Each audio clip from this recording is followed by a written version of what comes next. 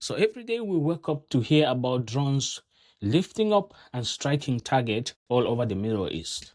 We see buildings collapse, we hear casualty numbers increasing, but behind the explosions, behind the smoke, behind the breaking news, there is a silent partner. And the silent partner is artificial intelligence. So modern militaries like the United States, like Israel, now use AI systems to analyze intelligence, to process satellite images, to track movements and patterns, and also to simulate battlefield scenarios. So think about the amount of data that is collected every second.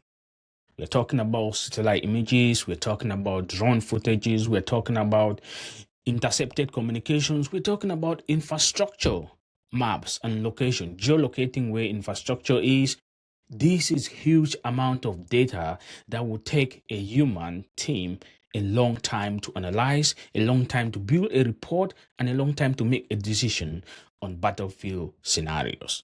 Because it is really difficult for a human process this volume of data in real time, the AI systems come in handy to help militaries be able to do this.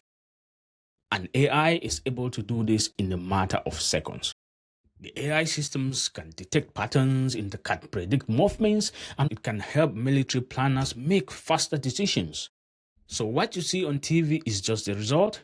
There is much more work being done at the background. The real activity also when it comes to AI is done in the algorithm.